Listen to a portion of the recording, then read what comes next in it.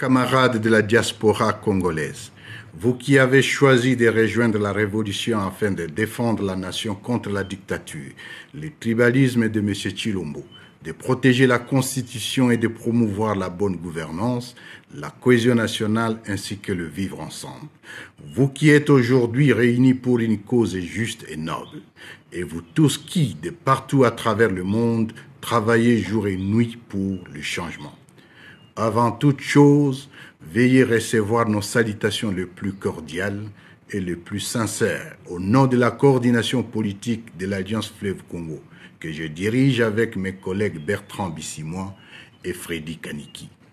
Je vous transmets également les salutations chaleureuses de notre coordonnateur militaire, le général-major Sultani Makenga, qui, comme moi, suit au quotidien le combat combien louable que vous menez pour le triomphe de la paix, de la justice et de la vérité.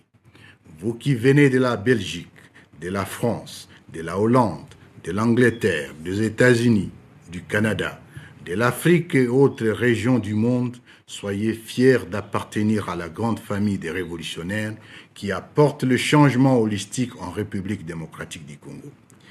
Il est donc de notre devoir de vous en féliciter et de vous encourager à porter toujours plus haut l'étendard de notre lutte, mais mieux encore des projets de refondation de notre cher pays, la République démocratique du Congo.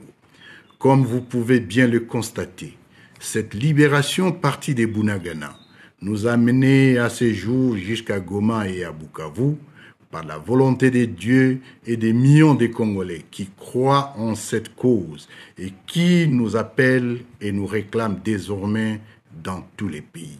Chers compatriotes de la diaspora, oui, vous avez raison de rejoindre la lutte. La diaspora constitue en effet l'une des composantes de l'Alliance Fleuve Congo, aux côtés des mouvements politico-militaires, des partis et regroupements politiques, de personnalités et des plateformes de la société civile.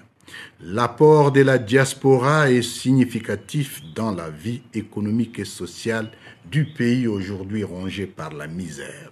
Ceci étant, notre lutte se résume en 4 mots: l'engagement, la détermination, la discipline et le sacrifice. Il y a de nos compatriotes qui ont sacrifié leur vie pour cette révolution et beaucoup continuent à s'engager jusqu'au sacrifice suprême.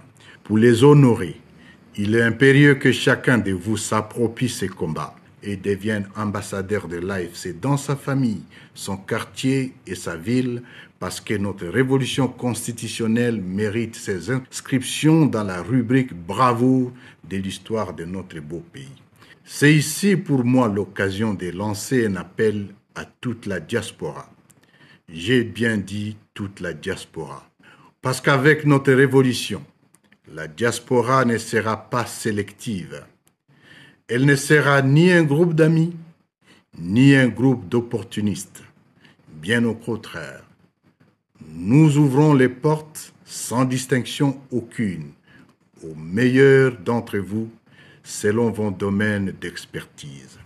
Ceci pour permettre à notre pays de rencontrer tous les défis de la nouvelle ère, un État respecté, un peuple réconcilié et une nation digne. Notre révolution poursuit sa marche inexorable pour plus de justice, plus de liberté et de prospérité dans le vivre ensemble de tous les Congolais. Mobilisez-vous davantage à accompagner l'armée révolutionnaire congolaise pour le triomphe de nos valeurs. Vive la République démocratique du Congo. Vive l'Alliance Fleuve Congo. Vive la diaspora congolaise. Que Dieu vous bénisse et vous protège. Je vous remercie. C'est lui le problème parce que j'ai attendu quelqu'un dire c'est Kabila le problème. J'ai dit messieurs, soyons quand même humbles dans la vie. Soyons quand même sérieux. Ils disent que c'est lui qui soutiendrait les M23. Je vais dire comme Kabila, si Kabila soutenait les M23, la situation n'allait pas être comme c'est au jour d'aujourd'hui. Pourquoi je l'ai dit? Mais je voulais aussi interpeller la conscience collective, mais aussi surtout la conscience et l'intelligence de l'Union sacrée. Comment Kabila veut créer les M23? C'est lui qui avait défait les M23 avec l'opération Pomorage. Didier Toumba est vivant. D'ailleurs, je vais aussi dire aux Congolais, le plan utilisés dans cette guerre pour défaire l'M23 étaient établis par Kabila lui-même, seul. Lui-même. Lui, Kabila. Il a fait un plan, mais tu sais qu'il nous fasse un plan en tant que commandant suprême au jour d'aujourd'hui. Kabila, son prédécesseur, avait fait un plan de guerre. Didier Toumba est vivant, le général Mbala et d'autres généraux sont vivants. Le M23 a été défait par Kabila, par le leadership de Kabila, en novembre 2013. Le M23, les Biamou et autres, arrêtés par Kabila.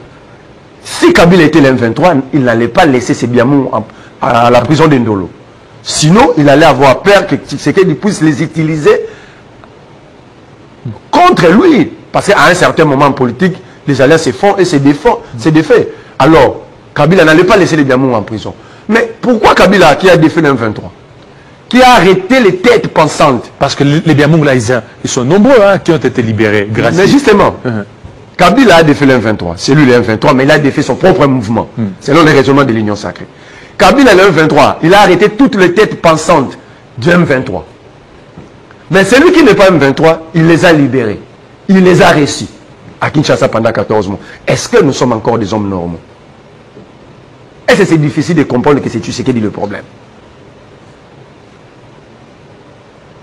Kabila, Tshisekedi a libéré les Biamou et autres. Posez la question à tout cadre de l'Union sacrée. Ministre soit-il, qu'il vous présente, vous, la presse congolaise, la loi d'amnistie portant libération de tous ces gens-là. Portant amnistie de tous ces gens. Il n'y en a pas. Qu'on vous présente l'ordonnance portant grâce présidentielle, il n'y en a pas. Ils vont vous brandir la lettre de Claude Ibalaki. Est-ce que la lettre d'un collaborateur du président de la République remplacerait-elle la loi d'amnistie ou l'ordonnance du président de la République? La lettre de Claude Ibalaki, saisissant le procureur, l'auditeur supérieur de l'armée. Parce que les Biamou étaient jugés, condamnés pour crimes de guerre, crimes de génocide, enrôlement des enfants mineurs. Donc Kabila avait raison d'arrêter ces Biamou. Mais Kabila avait raison. Donc ce sont eux les... Mais au jour d'aujourd'hui, ce sont eux qui nous font encore la guerre. Alors comment condamner la personne qui avait mis fin à la guerre, la personne qui avait arrêté toutes les têtes pensantes de cette rébellion? Celui qui n'est pas M23 est venu les libérer. Kabila n'a jamais réussi la délégation M23 à Kinshasa. Tu sais qu'il a réussi la délégation M23. Il les a logés ici. Puis, cette délégation était amenée jusqu'au centre de formation de nos policiers à Kassangoulou. Et cela s'était fait un mois avant que Tshisekedi puisse recevoir la délégation M23. Est-ce que ce n'était pas, ça ne figurait pas parmi les conditions de la délégation M23 avant de rencontrer Tshisekedi? Ce n'était pas une condition. Si vous voulez nous rencontrer, libérez les nôtres. Je suis en train de réfléchir. Ce n'était pas une condition. Il parle de Katumbi. Voici comment il parle de la cohésion nationale. Ils sont en train de fragmenter la même société. Il cite Katumbi. Katumbi n'a jamais pris les armes. San City, Tshisekedi Etienne fait le choix de rejoindre le Rwanda avec le ACD, de Kundabatware, avec d'autres Congolais, Mingoï Kasson et autres. Ils sont allés signer un accord à Kisangani le 22 avril 2002. Le grand frère à Katumbi, qui est comme son père, parce que c'est lui qui a élevé Katumbi, Katebe Katot, va faire le même chemin que Etienne Tshisekedi, va suivre Etienne Tshisekedi, aller comploter avec Kagame et son mouvement RCD. Mais Katumbi s'était désolidarisé de son grand frère. Katumbi? Oui. Ceux qui ont participé, qui ont pris part à ces assises de San City vont vous le dire. Katumbi dans ce pays, il n'a pas pris les armes pendant qu'on l'accusait de recruter 600 mercenaires. Je ne condamne pas Alexis Tamouemamba le patriarche parce que c'était un rapport lui remis. Mais après les enquêtes de la cour militaire, Katumbi était en exil, Kabila était président, la cour avait dit Katumbi n'a jamais recruté de mercenaires. L'affaire Piste de Molonde. Au jour d'aujourd'hui, le chauffeur Tchétché de Katumbi, si je pose la question à l'Union sacrée, où se trouve M. Tchétché? En dehors d'être chauffeur de Katumbi, c'est un chauffeur congolais. Il est où? Arrêté, sans suite, non jugé, privé de la visite de sa famille, de ses proches, de ses avocats. Ça fait presque 7 à 8 mois depuis Katumbi est à l'extérieur. Est-ce que c'est de nature à consolider la cohésion nationale? Non. Troisième élément. Ils accusent Maman Livlembe d'être derrière. Mais ça, là, c'est déplacer derrière le borne. Et ici, je vais m'adresser à Maman Denise Diakeo. Ceux qui chantent aujourd'hui, vos chanteurs d'aujourd'hui, hier chantaient pour Maman Olive. Et c'est une mauvaise culture, maman. Il faut chasser tous ces gens-là. c'est une mauvaise culture de chanter pour ceux qui est au pouvoir et d'insulter celui qui a eu à vous nourrir hier. Hier, ils chantaient tous pour Maman Olive Lembe, Mama Waro, Mama ni Mama. La mère des mères, c'est comme ça qu'on qualifie Maman Olive, la mère des mères. Comme aujourd'hui vous êtes au pouvoir, vous êtes la première dame, aujourd'hui Maman Olive s'est transformée en une démon. Et c'est vous, maintenant, l'ange. Mais qu'est-ce qui vous rassure, Maman Denise, que demain vous n'allez pas subir le même traitement? Moi, je condamne pas simplement les renards, mais je condamne ceux qui sont disposés à écouter que les renards. Ceux qui donnent leurs oreilles. Parce que Maman Denise, à son niveau, devait faire le type de comportement de tous ces groupes-là. Hier, ils ont chanté pour... Parmi eux, il y a pour la première fois, il y en a pour la première fois, ils ont connu l'intérêt d'un avion à cause de Maman Olive. Mais je ne vois pas Maman Olive se déplacer de Kinshasa à Dar es Salaam pour aller rendre visite à Perrault Loire. Qui représentait Perrault? Donc Perrault, c'est le plus chanceux de nous tous. Le multiple responsabilité qu'a Maman Olive, elle va accepter son billet d'avion pour aller rendre visite à Perrault Loire. Non, ayons quand même des respects. C'est ici au Congo où nous insultons. Nous avons la chance d'avoir un ancien chef d'État. C'est pour la première dans l'histoire de notre pays. Mais nous donnons les listes de l'insulter. D'insulter sa femme, sa famille. Mais nous sommes le premier à chanter à l'honneur des anciens chefs d'État étrangers. Il faut louer Uhuru Kenyatta, Obasanjo, Chakaya Kikwete. Mais il faut insulter notre patrimoine. Kabila, c'est notre patrimoine. En dépit de ses forces et faiblesses, mais c'est notre patrimoine sur le plan démocratique. Mais nous sommes en train de l'insulter, mais nous chantons à l'honneur de Thabo Mbeki. Donc c'est comme un enfant qui trouve le bien que chez les voisins. Alors que chez lui, il y a tout. Il y a tout.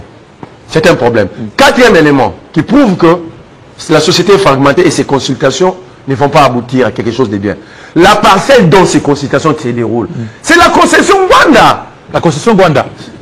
Cette parcelle appartient à Rwanda. J'ai oublié, je vais vous l'envoyer même par téléphone, les documents officiels. Le directeur du patrimoine a bien écrit, saisi la famille, répondant à la lettre de la famille, que cette concession, ces deux concessions jumelées, donc l'avenue Cocotier 6/8, il s'agit de deux concessions jumelées, Rwanda l'a acquis en 1977. Mais au jour d'aujourd'hui, Ebéran dit cette concession appartient aux conseillers spéciaux du président de la République. Je lui pose une question ici.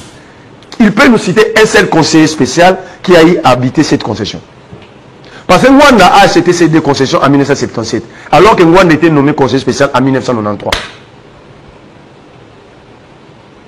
Donc il y a un problème. Déjà, ces consultations est organisée sur base de malédiction. De la maison.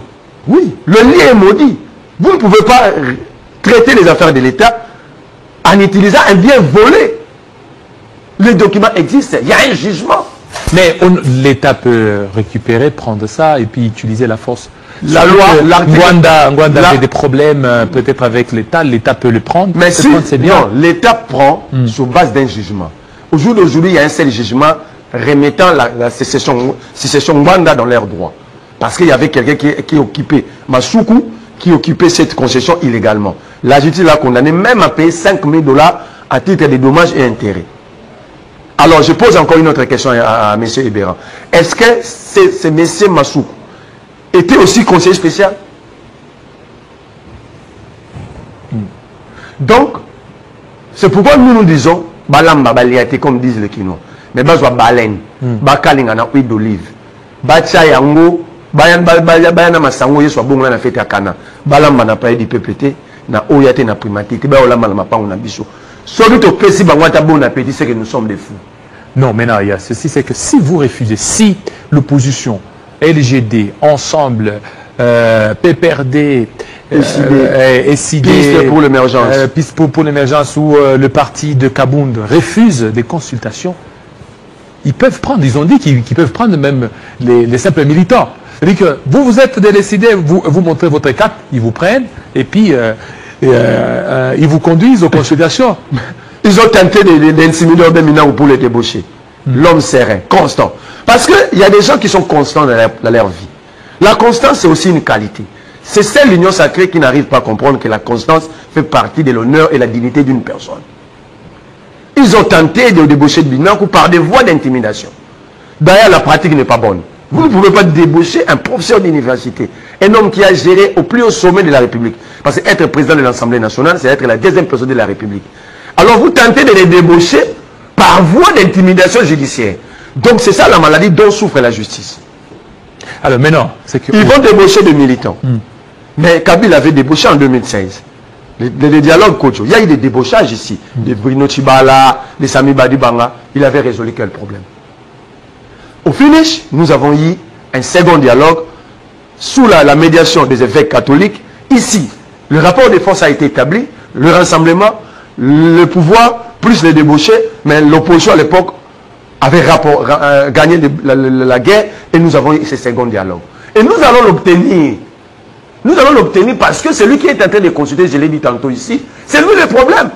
C'est l'hôpital qui se moque de la charité. C'est à nous de consulter, tu sais. S'ils refusent, nous allons les chasser du pouvoir. Non, les dialogues. Je vous dis, s'ils refusent, il sera chassé. Mais il est encore son mandat. Non, le peuple... Il reste 3 ans. Mais justement, il a 3 ans. Dans une démocratie, quand je parle de les chasser, je ne parle pas de ce que vous voulez dire. Je parle de Deus ex machina. Dans une démocratie sérieuse, le peuple est le Deus ex machina, c'est-à-dire le souverain. Alors ce souverain peut changer le régime à tout moment. Alors maintenant, nous allons demander il y a des tractations au niveau de Doha. Est-ce que ça pourra aussi aboutir? Non, Doha c'est le MIR qui veut s'assurer de ses intérêts économiques. Il n'y a rien de sécurité. Il n'y a rien. Il n'y a rien de sécurité. Qui a présenté Tshisekedi à l'EMIR? C'est Kagame, non? Mais vous ne comprenez pas le sens même de cette crise sécuritaire. C'est Tshisekedi le problème. Tshisekedi est arrivé au pouvoir en signant plusieurs accords sans maîtriser les tenants et les aboutissants. Et par le multiple accords, les 80% des accords ont pour parrain Paul Kagame. Quand Michel vous disait, nous avons des ressources, nous avons le sous-sol, mais nous n'avons pas de carnet d'adresse. Le président m'a envoyé plusieurs fois au Rwanda pour solliciter l'utilisation du carnet d'adresse de Kagame. C'est ça le problème. Entre Kagame et Tshisekedi, l'un des a tenté de duper l'autre. Maintenant, la situation sécuritaire telle qu'elle est là, est-ce qu'il n'y a pas moyen de mettre un peu d'eau dans le vin de chacun pour privilégier la paix? La paix d'abord c'est gagne. Ça c'est l'héritage nous laissé par Mouzé Laurent Désiré Kabila. La paix c'est gagne. Si tu sais qu'il est sans tête, parce que c'est lui le problème. J'ai donné un exemple. J'ai la malaria, mais je décide de me consulter moi-même, sans être médecin, sans consulter un médecin. Donc il y a un problème. C'est tu sais quel est le problème. C'est à nous, l'opposition et le peuple et la société civile, de les consulter et de lui proposer des pistes et des solutions. J'ai plusieurs fois dit à Tshisekedi que Mouzé avait popularisé l'insécurité, la situation sécuritaire de l'Est à l'époque, en disant la vérité aux Congolais. C'était sous la RTNC, Mouzé a dit, j'ai signé des accords en étant rebelle. Je n'engageais pas le pays. Maintenant, on m'impose ces mêmes accords. Alors que les réalités de la République et les lois de la République ne me donnent pas droit de respecter ces accords. Vous avez vu le peuple. Nous avons même arrêté les Rwandais ici à Kinshasa, armés, les rebelles. Donc, tu sais qu'il rate l'occasion de populariser la guerre en cachant la vérité. Non, mais et ça, c'est vous qui le dites. Est-ce qu'il y a des accords qui ont été signés? Tu sais qu'il peut nous dire maintenant. À chaque fois qu'il envoyait Bisselele pour utiliser les carnets d'adresse, il a utilisé combien de pages de ces carnets? C'est ça les accords. De l'autre côté, ils ont parlé Paris Saint-Germain. Le MIR, c'est le président du Paris Saint-Germain. Kagame, c'est le sponsor, tu sais que lui-même les supporters. Ils ont parlé le long, vous vous rappelez, de deux entreprises. Qatari, le premier à Gold et le premier à Métas, le contrat 3T. Le MIR a voulu se rassurer. Après, ils sont allés dans le divers de leur deal sur le Paris Saint-Germain. Et c'est pourquoi le MIR a invité même les 1-23. C'est pour s'assurer. Parce qu'à la prise de la ville de Bukavu, les Qataris qui étaient là-bas ont fui vers le Burundi et le Rwanda. Le MIR a voulu se rassurer de ses intérêts. Et au jour d'aujourd'hui, il y a le chargé des renseignements du M23 et Bertrand Bissimois qui sont à Doha. Est-ce que Moutama ne voit pas? Il ne peut pas activer son mandat d'arrêt international contre ces terroristes qu'il qualifie de terroristes. Ils sont maintenant à l'international. C'est le moment d'utiliser. Donc on nous amène dans un schéma d'incompréhension la plus totale. On ne veut pas que le peuple puisse cerner la quintessence de cette crise. On nous amène là, procès, très, on n'explique pas la vraie version de cette affaire. De l'autre côté, pourquoi nous refusons les consultations de Béron? Nous faisons confiance aux évêques catholiques et aux pasteurs protestants. Pourquoi? Parce qu'ils ont une approche globale et globalisante de la situation. Parce que le problème, ce n'est pas simplement cette crise sécuritaire, mais il y a la crise alimentaire, où chaque enfant de moins de 10 ans perd sa vie à cause de la famine. Tu sais qu'ils avaient hérité de cette situation, ils vont dire ça parce qu'ils sont champions en irresponsabilité. Oui, ils vont dire ça. Tu sais qu'il a hérité de la situation, mais il avait hérité une situation de 12 millions d'enfants vivant sous l'insécurité alimentaire aiguë. Aujourd'hui, nous sommes à 27 à 28 millions. Donc il n'a pas résolu le problème, mais il a accentué le problème. Et la plupart, il ne va pas prendre prétexte sous la crise sécuritaire. Parce que la majorité de ces enfants qui vivent sous l'insécurité alimentaire aiguë sont dans l'espace Kassai. Donc là, il n'y a pas de crise sécuritaire. Alors c'est un problème à résoudre. La situation environnementale, c'est un problème à résoudre. La crise éducationnelle et formationnelle, c'est un problème à résoudre. La gestion de la République, voilà le pauvre que Tshisekedi vient de nous jeter. Il reçoit un sénateur américain, il demande à ses services de dire qu'il a reçu un envoyé spécial de donation. Est-ce que c'est lui ou bien c'est les services de communication? Mais est-ce que lui, il y a les services de communication. Lui ne veille pas sur ces services. Donc, ce service qui est là, c'est ce service qui a écrit qu'il est le représentant de Donald Trump. Donc, le président ne contrôle pas ses services. Non, il contrôle. Mais c'est ça, il ne contrôle pas parce que si vous dites que c'est ses services, donc le président ne contrôle pas. C'est comme quelqu'un qui me dirait que le président signait un document et il ne savait pas le contenir. Il ne maîtrisait pas le contenir. Non. Cette publication, c'était faite pour le compte du président. Donc le président devait être tenu au courant. Donc il y a un problème, il y a un désordre au sein de la présidence. Où le président est à l'écart. Et le monsieur Rouni est allé nous humilier. Nous humilier. De l'autre côté, cette humiliation, c'est par rapport à la gestion de Félix Tshisekedi. Parce que lorsqu'il parle de détournement, de la corruption, c'est ce que nous vivons chaque jour. C'est Tshisekedi, je le disais tantôt dans notre plateau, que les gens de l'Union sacrée pensent que le monde est déconnecté des réalités du Congo. Le monde est connecté. Le monde, au jour d'aujourd'hui, le monde, c'était un village, un même village. Voilà maintenant. Deuxième humiliation. Ils ont publié ici que la Belgique a envoyé ses militaires pour sécuriser la ville de Kindu. Aujourd'hui, la Belgique vient de démentir. Il n'a envoyé aucun militaire. Donc il y a un problème. Au lieu de trouver solution, vous donnez les risques de mentir toute la République. Alors, nous disons ceci.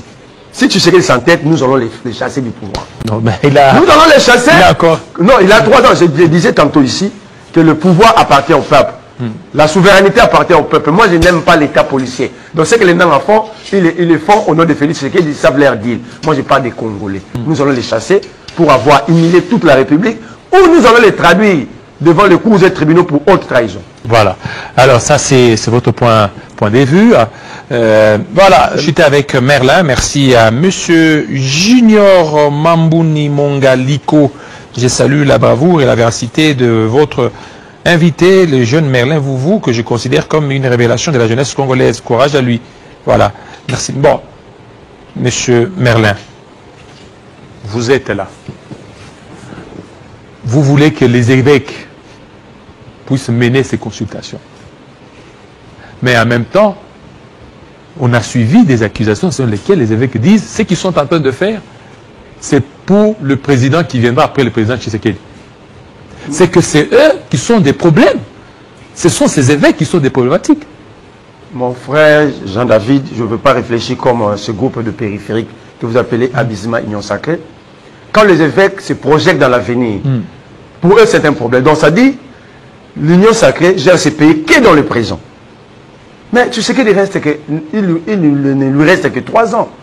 Mais si la solution est trouvée en 2027, donc tu sais qu'il va être bénéficiaire d'une année. Alors, c'est ça l'approche globale et globalisante des évêques. Il faut projeter le pays dans 50 ans, dans 40 ans, dans 100 ans. Qu'est-ce que nous voulons du Congo dans 100 ans? Nous, qu'est-ce que nous pensons de notre pays dans 50 ans? Et c'est difficile pour ce groupe de comprendre parce qu'ils sont ailleurs, ils ne réfléchissent pas pays. Oui, mais parce que ils sont dans une gestion spontanée. Vous êtes en train de préparer pour un camp. Non, en fait, l'Église catholique... Qui a d'abord confié la mission aux évêques? Qui avait dépêché un jet privé rapidement pour aller prendre Monseigneur Fulgence Mouteba? c'est le président de la République. Soit le président cache beaucoup d'informations à son groupe, soit son groupe est négligent. Le président a confié la mission aux évêques. Et le président avait totalement lu le cahier des charges des évêques. Et il a donné son accord. Les contacts, le président qui reçoit les évêques, les contacts ont été établis par le président de la République. Les évêques ne s'improvisent pas. Seulement, le président s'était rendu compte qu'il est affaibli. Il ne peut pas aller autour à la table de négociation en état faible. C'est là qu'il a décidé même de débaucher le militant. À part ça, affaiblir l'opposition. Quand il va maintenant se remettre aux évêques avec ce dialogue sous la médiation ou l'organisation des évêques, il pense être fort à ce moment-là. Or, c'est une erreur d'appréciation. C'est pourquoi nous disons, comme c'était une mission confiée par le président aux évêques, nous faisons foi à ça. Foi à la mission. À la mission. Le président ne peut pas établir des contacts pour les évêques par hasard. Vous pensez vraiment quel est le carnet d'adresse Kambongo et Kachole Eric Senga? C'est le président qui a établi tous ces contacts que vous voyez. C'est lui-même qui leur a confié une mission.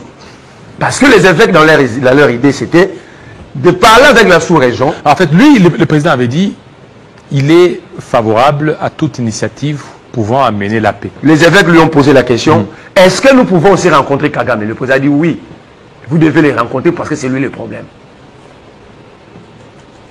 Donc apparemment, Kagame, c'est un produit privé de l'Union sacrée. Tu sais qu'il a rencontré à Doha, tu sais qu'il n'est pas traître. Si notre Congolais rencontre Kagame, celui-là est traître. Alors, qui doit rencontrer Kagame et qui ne doit pas rencontrer Kagame? Moi, je crois, je répète mes mots, tu sais qu'il ne peut pas nous consulter parce que c'est lui le problème. L'hôpital ne peut pas se moquer de la charité ne peut pas se moquer de l'hôpital. S'il refuse, le peuple va se prendre en charge. C'est le testament nous légué par son propre père biologique. Nous allons l'utiliser contre lui. Merci beaucoup, monsieur. Mais aussi, permettez-moi de placer un mot sur ce qui se passe à la SNEL. Oui. Moi, je crois que tu sais que ces hommes donnent chaque jour raison à Nanga.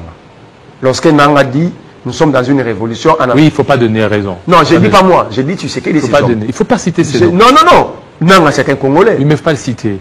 Les citer, moi j'ai un problème avec Nanga. Allez-y, allez-y. Moi j'ai un problème avec Nanga. Allez-y. Nanga a un problème avec moi. Allez-y, il ne faut pas le citer. Si vous ne citez pas Nanga, c'est que vous ignorez le problème. Non, il ne faut pas citer.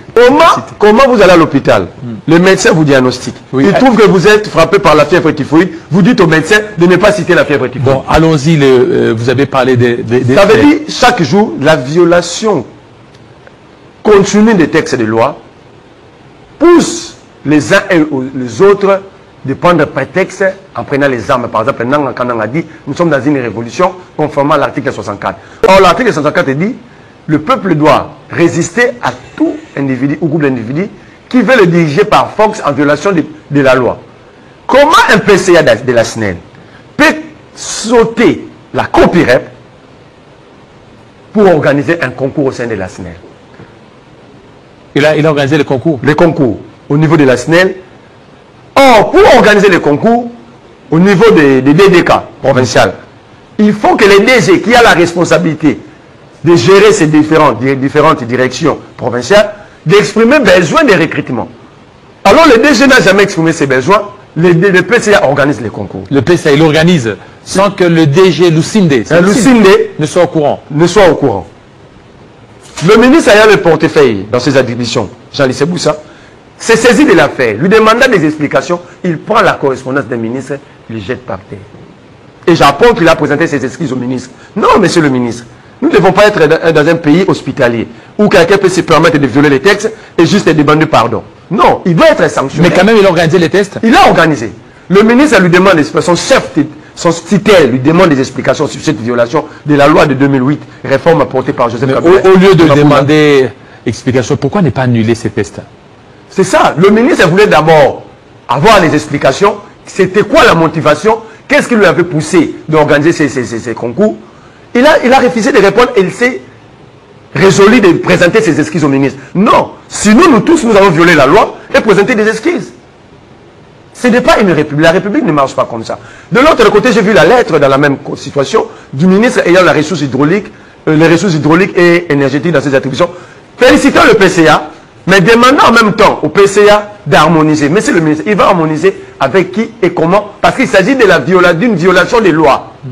Et en même temps, le ministre ayant les ressources hydrauliques n'est pas le titulaire administratif de la SNEL. Il ne peut pas s'interférer dans cette affaire.